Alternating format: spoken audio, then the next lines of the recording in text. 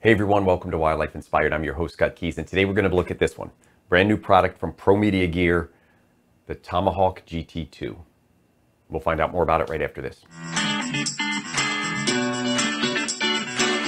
Over the past 6 months or so, I've been doing some gimbal head reviews. And one of those reviews was seen by Promedia Gear. Now, I had favorably reviewed those products, the Katana and the Katana Junior, two of their gimbal heads. And actually, I've been using one of their products for years. Now, the one that I used, I purchased on my own. The other two were loaners that I had received and sent back. And as you guys know, I take a lot of pride. If you've seen any of my reviews, I take a lot of pride on being very open and unbiased and finding flaws in just about everything that I can. And Promedia Gear had reached out to me because they had seen one of those reviews and said, hey, we have a new product coming out. We'd like you to look at it. So they sent this to me on loan. So this wasn't gifted to me. I do have an affiliate link down below for all of the Promedia Gear products. I will tell you that affiliation link is through Promedia Gear, but when I comment to them and I replied to them and also to my viewers, I will let you know. I will call it like I see it. So if there's anything about this product I don't like, I'm gonna let you know.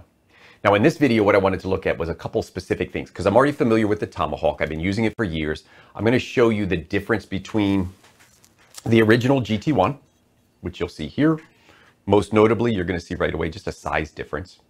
So GT1 versus GT2. Then we're going to take a look at this product as a monopod head exclusively. Now you can see I've got it set up on a ball head. That's going to come into play too. We're going to talk about the versatility of this product. So we're going to compare it as a monopod head only to the Wimberley MH100 and see which one performs best. And that's where I'm going to start. I'm going to start with this just as a monopod. I'm a monopod shooter, by the way. I have some videos. I'll put a link up, a card up in the top that you could check out some of my other videos around monopods. But I'm a monopod shooter. I shoot a lot of songbirds in tight spaces. I like the ability to move and recompose in the field. So I probably shoot 80 or 90% off a monopod. And I've been using the Tomahawk 1, the version 1, for the last 6 years or so. So let's see how that stacks up to the two. So here I've got my trusty monopod, the Faisal that I've been using for the last several years. I'll put a link in this. It's a product that I really, really like. There's a downside to it. I've got another review on that. I'm not going to tell you that, but you can look back to that monopod review that I did earlier and find out what I really like about this. And then also the one downside that I don't like about it. Let me show you how easy this product is, though, the Tomahawk to move. So I'm going to quickly just take this off of the ball head. All right. And how I would use it as a monopod, there's two ways to use this. I'm going to show you every possible configuration I can think of for this. You can thread it right on. Now, I want to make a note here. They include two thread sizes underneath. So they've got the smaller 1/4 inch and the larger 3/8. That is a huge difference. The old Tomahawk, and I'll do a little bit different comparison later, but I do want to point this out in case I forget, only has a 1/4 inch thread at the bottom. So a heavier product, but it only has the smaller thread. So I loved that Promedia Gear recognized that and added the 3/8. So I've got this set for 3/8 here. By the way, just a helpful hint, most of these are reversible. So if you're only on a 1/4 inch or only on a 3/8, take a look at it. It will normally unthread and rethread back in to the other dimension. All right, so just a little heads up on most monopods. I can't speak for all of them, but most of the ones I've owned, I have that. By the way, while I'm threading this on, I will let you know the product we're gonna be using over here on the tripods is a Robust tripod. Put a link down below. Robust ball head as well, both given to me from Robust, but I tend to use these in most of my videos, so I'll call it out there in case anybody likes it. Not a review on those two products. All right, so I'm gonna thread this down, lock it in good and tight. Now, this is it. It is now functioning as an off-axis monopod. So there you could see it. Pretty simple. Again, I'm gonna show you the difference in these two, so you can get a good, and I'll put a description over here with size and weight so you can see the difference. So you can kind of see how much larger the Tomahawk 1 is. And here's really the big advantage with the two. Half the price, or half the weight, not half the price. Same price, half the weight. So they've taken a 2-pound product, which was really one of the downsides of that. It was a little heavy, very robust. The GT1 was very robust. And they've made it a much smaller, lower profile. You see all the specs over there. And it's super, super light, half the weight. So as I use this in the field, and I've been using this exclusively in the field for the last week, I did a lot of photography with this. Just for fun, I'll throw up a couple images I've captured this week using this. Out in the field, again, on a monopod mostly. I did a little bit of tripod work, but for the most part, I was using a monopod. I loved this. Let me say that again, because you won't hear me say this often. I loved it. It was every bit as secure. It felt every bit as secure as the Tomahawk. The action, and one of the things I like about the Promedia products is the tension right here is highly variable. So you get a lot of adjustment right here, and it is silky smooth. All of their products in this vertical tilt, whether it's the Katana, the Katana Junior, the Tomahawk, I have found all of these to be very well machined. I actually took apart the Tomahawk 1 so people could see the difference of how their internal system works for clamping. It's very similar here, but it is smaller up top. So this structure, I'll call this the head. This structure right here that controls that is smaller on the GT2 than the GT1. Again, kind of a weight savings, but really, really smooth. I also was impressed at how quickly it would lock out. So a lot of times with these smaller dials with a lot of fine tune, it takes a while to lock this out. And I didn't find that the case. When I shoot in the field, I actually shoot this way. And I could lock it out with about half a turn. So here I had plenty of movement, and then I was able to lock it out with about half a turn. I'm not going to put my camera on here. I'll put it on in a second. So I'm not going to put the big lens on here just yet. But I want to get everybody to have a good look at this product. Now, I am going to talk about some of the downsides of this. It's a smaller version of the GT1. Price is the same. So the old retail for the GT1 was $399. If I'm wrong about any of these specs or numbers, I'll correct myself in the captions when I do the edit. But the last price I saw on the GT1 was $399. They did some closeout pricings. They marked that down. If you can find that, by the way, take a look at it. If I find it, I'll put a link down there, but it won't be around for long. And then this one is retailing right now for $399. We'll talk about the price point a little bit later. So as a monopod head, it's the best monopod head I've ever used. It is an expensive monopod head. So if you're just using it as a monopod head, you're looking at a very expensive device. Let me show you real quickly in comparison to the MH100. And I'll put the specs over here for both products so you can see the difference in size and weight. Notice the MH100 has a low profile and much further off axis. So just physically, you've got the camera way off to the side. And if your monopod isn't really tall, it actually drops you down. This one adds about 5 inches. So you're about 5 inches taller. So you don't have that issue that you've got your monopod fully extended and now it's a little short because this MH100 is really short. So I like the profile of this better. I like that it's closer to the middle. It is still off. It's off axis, but it's closer. This one's really off axis. And I got used to this. I've been shooting with this for a year, by the way. At the time, I kind of recommended this product. I still like it. It's $179, $399. So significant difference in price. But in terms of what it offers, to me, it's not close. This one's a clear winner.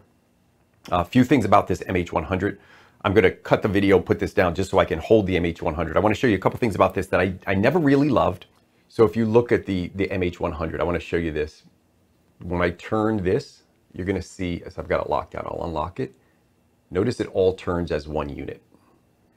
And if I lock this out a little bit and I turn it, it's still turning as one unit. I've actually had times when just doing this, it would slightly loosen it up a little bit. So again, you see that. There's also a little bit of a gap here, and that's just the way it's built. So a small gap here. I don't like these small openings and small gaps. I'll be honest with you. I love sealed products because if you're in environments that are really dusty, it's just another thing that gets dirty and dusty and clogged up. Now with this one, notice when I move the head, let me loosen this up. You'll see this part moving here, but the actual tension knob is completely independent of that. So this I really like. Now, one thing I do want to point out, and I've reached out to Promedia Gear. If they give me an answer on this one, I'll let you know. But this is the old unit, completely sealed. Everything in here is sealed. Sealed bearings inside, and actually the housing is completely sealed on this end. On this one, it's not necessarily a sealed unit. There's a very, like a tiny, tiny, tiny gap right there. Not nearly as bad as the Wimberley, but you know, if I had my preference, I think this would also have been sealed for me. So again, just my preference. Again, I think it goes back to weight and size and trying to keep everything small, but I liked the sealed housing on the other one. I do think overall build quality is very comparable. The Tomahawk feels like just a bigger, beefier, stronger, sturdier monster. So build quality, I would say this one probably would edge it out, but you're talking about a significant difference in weight and size. And that's really where this one excels. Half the weight. It feels like nothing when it's on the end of the monopod. So as a monopod, love it. I want to show you one other thing you can do with this, if you were so inclined. So one of the other setups you can do with this, if you're going to be putting this on and off like I did for years, back and forth from a gimbal setup on a tripod to a monopod setup, you can actually just put an Arca plate onto this and you can use it, or an Arca clamp rather. This is a panning head, but you don't need the panning feature for a monopod. And for years, I would use something similar to this. I just put an Arca clamp on the bottom, and this has this wonderful 90-degree Arca. So it's an Arca dovetailed plate here, as well as here. And again, you don't get that option with something like the Wimberley. The Wimberley is one-dimensional. You put it on a monopod, that's all you're gonna do with it. There's no way to get more out of this without being really, really creative. No practical way.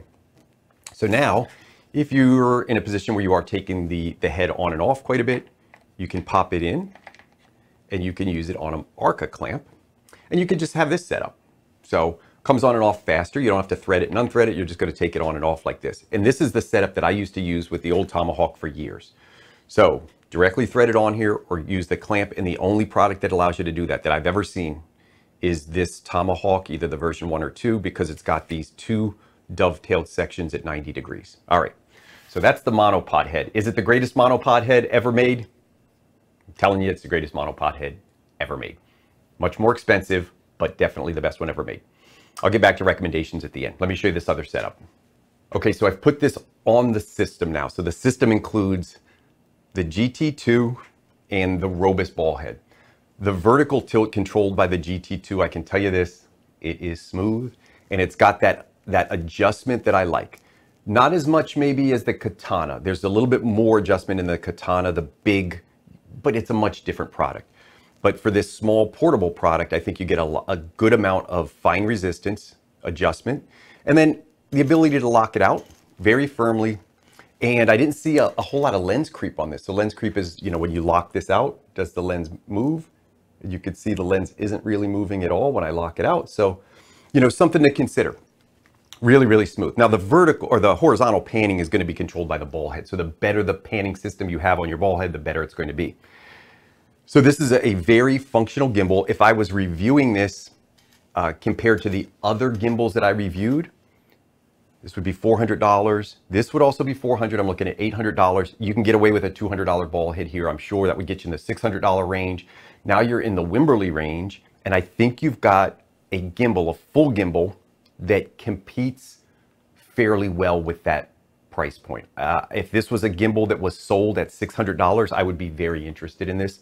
If it was sold at $500, I would be really, really interested in it. And that's if it was just a gimbal. Keep in mind, it's also a monopod head. So versatility starting to really show. There's one other system I'm going to show you that you can use. I'm actually going to get my monopod. I'll show you the problem I had when I tried to do this on this tripod. But there's one other way that you could configure this, pretty cost effective. So let me show you that as well. So now I've got it back on the monopod, but I need you to use your imagination. This is a panning base. However, it's too small for the application I want to show you. If you had a larger panning base that was built a little differently, it would work. Tried to put this on the tripod, and the issue I had is this is the only panning base I own. I never use these products. This little dial was rubbing the base of the tripod. So a different panning system would work much better. These panning bases will run you about $100 to $200. It's similar to what you're getting from the ball head, this panning on the ball head, but it's dedicated as a panning base. All it does is pan left and right. If you own one of these, or if you bought one in that $200 range, you would have a really good panning base. No reason you couldn't take the panning base and set it up on a tripod. So we have to imagine for a second that this monopod is a tripod, and I'm going to loosen up the tension here. Okay. And I'm going to lock the monopod in place so it's not moving. And now you can see I can pan and tilt. So a gimbal-like system. However, you are going to notice the disadvantage is it will be off axis. So I can still pan and tilt, but because of the way this is inherently designed, it's going to sit off to the side. when you use it in the ball head configuration, this middle piece, this bracket here, is going to be off-centered, and so the lens will line up. Maybe not perfectly directly over the center, but it'll be pretty close. So in this system, if you had a panning base, you could throw it on your tripod and just literally add this to it. This would be an ultralight. Panning bases are generally under 1 pound. The head here is under 1 pound. So you're looking at a total system under 2 pounds, and this is something you could travel with. You could take your monopod, take the Tomahawk, put it on the monopod. Now you need a gimbal. You throw your panning head on a tripod, and you've got a workaround as a gimbal. Or you could bring a ball head along with you as well. In my case, I would probably use the ball head because it sits a little bit better on there. And you have the versatility of the ball head if you ever want to do something else like landscapes or some other type of photography. But you could work around it this way too. You could just put a panning base on it. So just another thought, you could put a panning base on a ground pod, and you could put this, lock it into the ground pod with or without. So you could use it on a monopod, a ground pod. I've done that, by the way. You use it on the ball head, of course. So there's just a lot of options for it. So, gosh, I think that's about as much as I could say about this, but I am going to give you some final thoughts, comparisons, recommendations, and then my thought. Every now and then I think, if I made this product, what would I do? How would I market it? What would the price point be? And I'm going to give you those thoughts in just a second. Let me take this apart. I mentioned earlier in the video that I thought this was the best monopod, dedicated monopod head that I've ever seen. Probably the best one built. I would challenge somebody to tell me there's a better one after you use it. Compared to this, it's got some huge advantages. I mentioned those before, but this is half the money. Unlimited budget. You've already got the Gitzo legs. You've got the best tripod. You've got an unbelievable gimbal head. You want the best monopod head. Money's no object. This is it. Just go out and buy it because this is the best one. If you are a hybrid shooter, you're shooting a little bit off of a monopod, you want to set up on a gimbal sometimes, this is the setup I used. I mean, this is why I did it, because of the versatility. So I used this, the original, the Tomahawk 1, the GT1. I used it for years. I used it for 6 years, out of my own pocket, paid for it. Used it on a ball head, threw it on the monopod, used the clamp down here to get it on and off quickly. So I put the Arca clamp at the bottom of this, and that's what I used. So I think I'm biased because I know the versatility of the setup. I like the product. And everything I've reviewed by Promedia Gear so far, I've liked, specifically around their gimbals. So the versatility of this really makes it an interesting product. If you're using it as a dedicated monopod head, it's expensive, but it might be worth it. It is expensive for just a monopod head. You throw on the ball head and you get 2 pieces of gear out of it. You get the monopod head and you get a gimbal out of it. Now the value starts to come back around. I will be honest about the price point on this. If I was marketing this, this would be called the Tomahawk, the same way they have a katana. And this would be the Tomahawk Junior. I'd sell them both. This one I would continue the retail at $349 or maybe even bump it up to $449. And I would bring the retail on this one down a little bit. And here's why. It's at the same retail price. There's less materials involved, and it's a smaller tilting. I'll call this the tilt head, this top part. The tilt head is significantly smaller. So the material cost, you would assume, even in this, with costs of goods rising, you would still assume that this is a less expensive product to make. And sometimes the newer, a newer device, you're paying a little bit for research and design and all that. But I think had I been doing this, this would have been called the Tomahawk Junior. It would have fit in line with what they've done in their other branding, the Katana and the Katana Junior. Now you have the Tomahawk and the Tomahawk Junior. Continue to sell both. Sell this one for $50 cheaper. Really expensive monopod head, but the best one out there. The value starts to come in if you're using it for more than one thing, and consider it as a travel option. If you're traveling a lot, it makes a lot of sense to pack this and a ball head. You could put your monopod in there and your tripod, and you have a full kit. You can do everything you want with those products in your bag. So really, really like this one. Thank you, Promedia Gear, for sending me this to test. I am going to keep it. I'm actually going to buy it from them. They do offer me a discount. I disclose everything, by the way. They do offer me a discount to purchase this. I'm going to take them up on it. And this will be my new dedicated monopod head. Like the Wimberley for years. If I was only buying it, again, the price comes into it. I'm value conscious. I may go with the Wimberley at half the price if everything was even, but you know, I'm gonna do it. I'm gonna go ahead and keep this one. So thank you, Promedia Gear. I'm now buying it off of you, and this will be my dedicated monopod head for a while. And I will either use my old GT1 on this gimbal, or maybe I'll look to purchase a new gimbal soon. I've been fighting that purchase for a while. But anyway, hey, thanks for tuning in. Hope you enjoyed this comprehensive review. I try to give you the best information that I can on these, and I do appreciate your support with the reviews. Down at the bottom of the comments, let me know, was this helpful? Are you thinking about it? Are you a monopod shooter, a gimbal shooter? Are you looking for a hybrid piece of gear? Let me know down in the comments. As always, thank you for your ongoing support of the channel, and I hope we can continue to find inspiration in wildlife together.